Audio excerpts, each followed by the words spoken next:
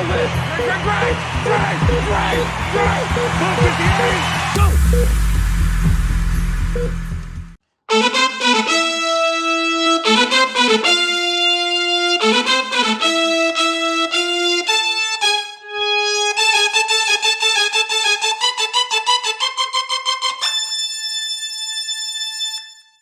Welcome to the Predictors podcast, episode 6. We will be covering week 5 and looking forward towards week 6 of the 2024 NFL season.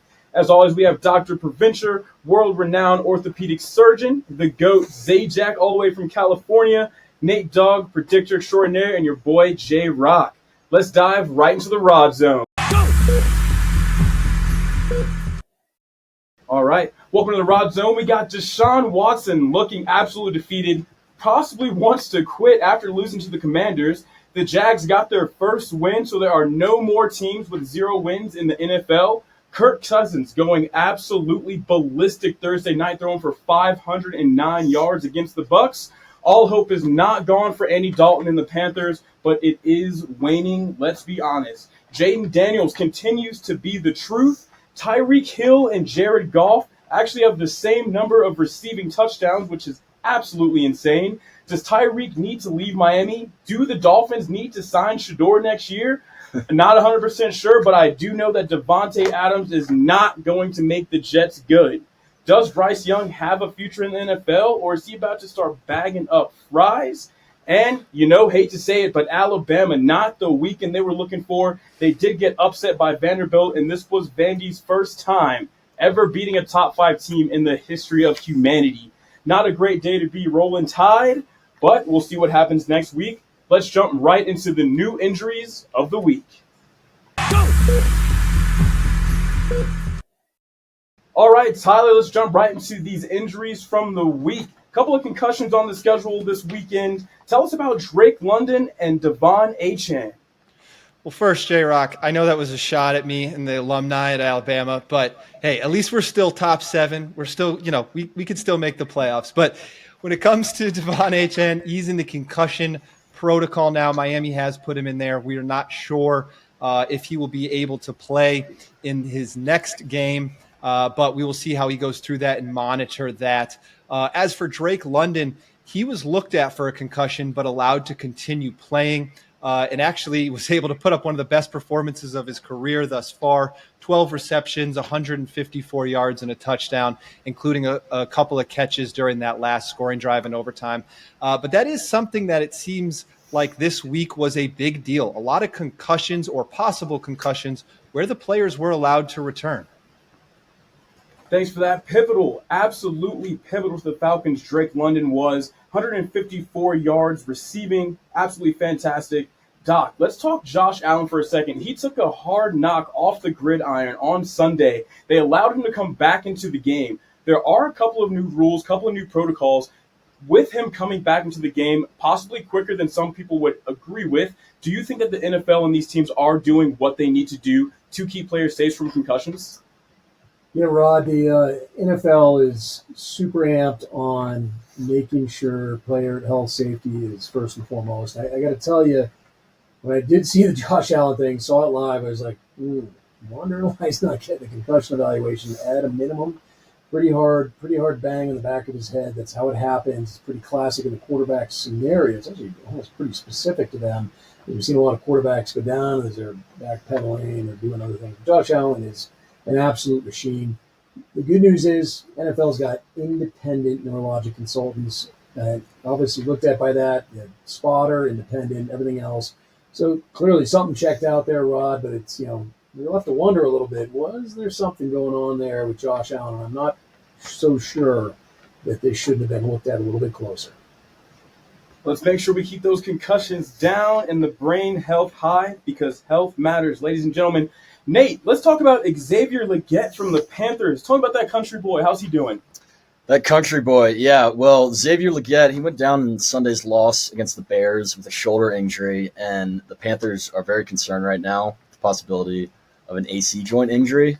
Now he is undergoing tests today to examine the severity of that injury. But, Doc, would this surprise you for someone to return a week after experiencing an Yeah, AC not joint? not at all, Nate. This is something we can get back with pretty quickly. The AC joint is where your collarbone comes into the shoulder. Really thick capsule right here, and that capsule can get strained, irritated. There are 6 or actually more different varieties of sprains based on how big it is, how much energy goes into it. But guess what? We can do a lot of great taping. We can do injections before game, before practice, and these actually work really well, especially if this joint remains stable. So we should see him back pretty quickly as long as it's not a really high grade AC separation. Absolutely fantastic. Tyler, moving over to Nico Collins, wide receiver for the Texans, picked up a hamstring injury after hauling in an absolute ballistic missile from C.J. Stroud. And he also currently leads the NFL with 567 receiving yards. Tell us about Nico Collins. How do you think he's going to come back from this hamstring? Yeah, this was a big hit to the Texans. Nico Collins has obviously been a huge asset to their offense, but now he joins the ranks of A.J. Brown, Higgins, Dortch, Thielen, Ingram, Devontae Adams, Chris Olave, all these guys, and that's just the offensive guys who are or have been sidelined by hamstring injuries. This is a problem. The NFL knows it. In 2021, they granted $4 million to research the prevention and treatment of these hamstring injuries, and yet we still see it. Now, normally we see it very early, preseason, camps, things like that. But this season, Doc, it seems that these are going a little bit more into the season. We're in week 5 here, and we're still catching a lot of these hamstring strays. So what are your thoughts on this? What does the NFL need to do? Obviously, they know it's a problem. They're trying to research it, but how can teams stop this? Yeah, unfortunately, Tyler, the hamstring issue is inevitable. We've called it the quicksand of the field of the NFL. It's a problem because, number one, these can take a while to come back from at a high level. Number 2 is the re-injury risk is very high, not just a hamstring. But number 3, the re-injury risk of other structures around that lower extremity is also very high because the mechanics are not optimized. And why is that? Once you strain, pull, partially tear that hamstring muscle, the muscle undergoes fibrosis. Fibrosis is scarring. It does not throw down the same muscle tissue, and that's why you end up getting these recurrent injuries. We usually see this, Tyler, right? You look at the predictors.com and our data, hamstring injuries happen early. They happen in camp. They happen in week 1, week 2, week 3, but then it kind of settles out. We've seen it a little bit later this year. I'm not sure why. Turf matters as well. There's no question. We've shown that. Hamstring turf matters. It's harder to come back if you're injured on turf versus grass and hamstring. So there's a lot of variables here. We are dealing with a shorter preseason to work out some of the kinks. We're down to 3 games instead of 4. It's a shorter OTA time, there's shorter camp time, there's all kinds of new rules and restrictions. I do think that overall preseason does play into this. Nate, tell me about Aaron Rodgers coming back from the Jets. How's he looking? Yeah, J-Rock. Aaron Rodgers actually had a historic game where he became the 9th quarterback in NFL history to reach the 60,000 passing yards mark. That was pretty much the only historic thing about this game, as he threw for 3 picks and suffered a low ankle injury. So, Doc, we haven't talked about low ankle injuries a whole lot on this podcast, but how is this different from a high ankle, and what can we expect from the 40-year-old Aaron Rodgers? Yeah, so night and day from a high ankle, Nate. The low ankle, much more predictable. We usually miss 1 to 2 games at most. Taping's really good. Really good rehab mechanism, everything else. I think he's going to be back. I think he's going to be fine with some taping. You may see a little bit of protection game 1, game 2 back in terms of his overall mobility, putting some force through it, but I think he's going to come back and be just fine. The problem is he's also dealing with the Achilles. His muscle is just not the same character, quality, size when you look at video in terms of his uninjured calf Achilles to the injured calf. And so this all plays into it. It's not just the ankle, it's the Achilles, it's everything else for him to come back. But I think we'll see Aaron back in kind of usual form here in a week or 2. That's enough of the injuries from this week. Let's talk about some players returning from injury. All right, Tyler, let's talk about Joe Burrow, Bengals, coming back from that mild ankle sprain. How do you think he did, and where do you think he's going? Well, J-Rock, I think Joe Burrow did fantastic. Obviously, they didn't get the win, but he went 30 for 39, had 392 yards, 5 touchdowns. He did have that one pick that was at an inopportune time. But, coming back from that mild ankle sprain, I think Doc talked about it last week. It wasn't a high ankle sprain. He was able to finish the game last week, so we knew that he still had the mobility. It wasn't a terrible or severe ankle sprain, and I think he showed that this week, and I don't think he should have problems with it moving forward. Thanks for that. Hopefully Joe Burrow and the Bengals can stay healthy and ready to go. Doc, we got Raheem Mostert, the running back for the Dolphins, returning from a chest injury. What is something that players are looking for when they're coming back from chest injuries to show that they are back and ready to go? Yeah, 100%. The main thing is just that core and that torque that needs to be generated across the rib cage into your pelvis and all through the core muscles has to be super solid, not limited by pain, not limited by sort of catching or hitches, and that's what you really need to perform for a player like this, to get back to their feeling, to get back to their just mojo back on the field. It's really that core and that abdominal rib feeling and that rotational strength. You can take hits all day long again. It's just being able to rotate that core and do what you need to do and weasel through that line to get more yards. And we got Austin Eckler returning from injury with a concussion. Tyler, how do you think he played, and do you think it was time for him to come back? Yeah, I think Eckler played well. I mean, obviously the Washington Commanders are unbelievable right now in their passing game. We'll talk a little bit about that later in Jaden Daniels, but Austin Eckler was able to provide 67 yards on the ground, 30 yards on 2 receptions there. So, coming back, we haven't seen much change as long as running backs get the rest that they need after a concussion. Usually they get back on the field and they're able to get right back up to speed. So I think we saw that. That's about where Eckler has been this season. So he did well coming back from concussion. Nothing to write home about, but that's not really what the Commanders' offense is about this year so far.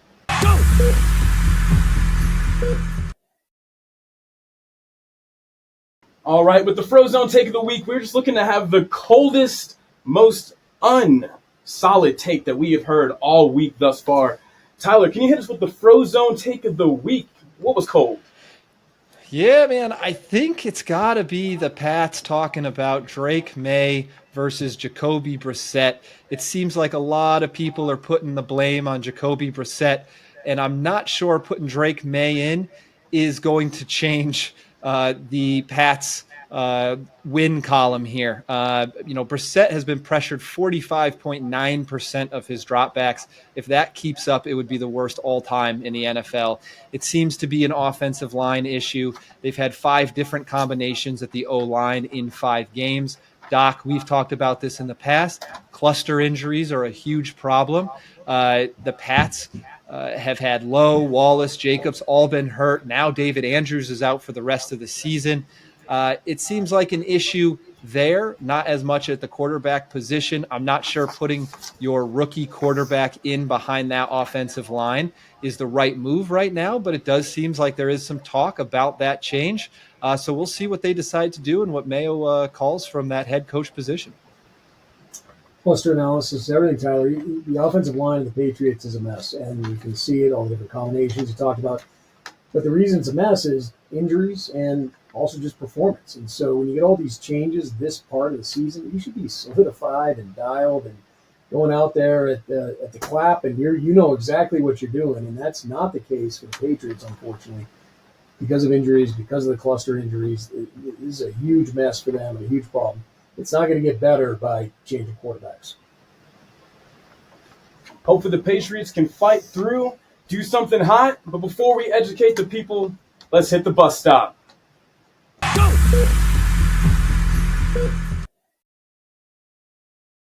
So here at the bus stop, we trusted the bus last week against the Falcons, and they pulled it out. Ice in their veins, Kirk Cousins having possibly one of the greatest games of his entire life.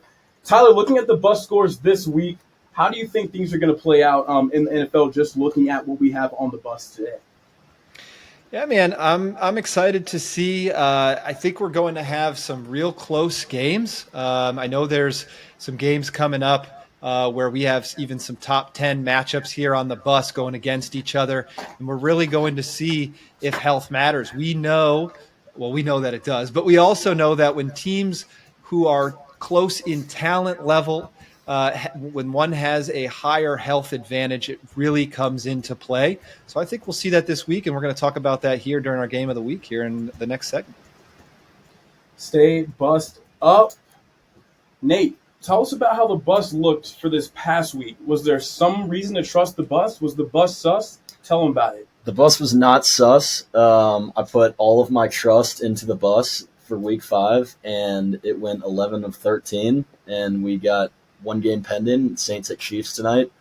Trust the bus, baby. If you trust the bus, you'll never get thrown under the bus. Let's jump right into our games of the week.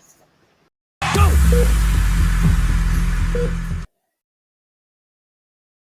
All right, Doc, game of the week. Who you choosing? Who should the people be looking out for? Back to my AFC East, Bills and Jets. Both of these teams have got to do something. They're coming off just not the best starts to their season. Let's be honest. A lot of hype, a lot of things going on, a lot of changes in the offseason. They're banged up with injuries now, both these teams. We got some issues, but I don't know. I think the Bills are going to take the Jets, but it's going to be a good game. We'll have to see how Rodgers does. Not impressive with the last turnout, though. Thanks for that, Doc. Aaron Rodgers, bud. Let's do it. Let's get it done for those fans over there. Tyler, who you thinking for game of the week? Who should the people be checking out? Well, J-Rock, I think this game should be moved to prime time. It's on Sunday, but I think it should be a prime time game. Commanders versus Ravens. Man, this is a 4 versus 8 on our early banged up scores of the week, and people can see that on our social media channels. But the Ravens have been squeaking out wins, just like this last weekend against Cincinnati. We got 2 of the top 5 offenses going at it in terms of yards per game. The Ravens have undoubtedly struggled in their secondary, but they have a stout rushing defense. Obviously, Jaden Daniels is going to be a big part of that Washington offense. If he can be on, then they have a chance. We're going to see if the rookie versus the veteran, who can lead their offense more. And I think this is really going to come down to 1, a health advantage, and 2, the defenses. Whoever can have a good stop or a turnover is going to come out with the victory. Thanks for that, Tyler. Great insight. All right, game of the week. Nate, who should the people be watching? Who are we looking out for? Yeah, J-Rock, the must-see game of the week is Bengals at Giants. And I think the Bengals have to show this week they are a winning football team, because after they lost to the Ravens, it was a really close game. It went into overtime, and I think that they are a better team than their record reflects. So I think this is a good game to look out for. Absolutely fantastic. You know, what's a real bad game? Honestly, no game in the NFL. As long as there's football going down, you love to see it. I would say for my game of the week, has the worm turned or is it time to ride? I'm going Broncos Chargers, baby. Borderline the same bus score right now. We do know that the Broncos' health has helped them out a lot this season, but coming against a team with a similar bus score, it could be more on an even kill. The Chargers have lost their last 2 games, and the Broncos are currently on a 3-peat right now. So this is going to be a huge game for both teams. The Broncos looking to show their dominance, and the Chargers looking to get back on the board and turn this season around. Either team can come in and make this happen. Hopefully no one comes in too confident, but I am looking for a big showdown between Bo Nix and Justin Herbert absolutely on Sunday. Thanks for joining episode 6 of the Predictors podcast, covering week 5 of the 2024 NFL season and looking towards week 6.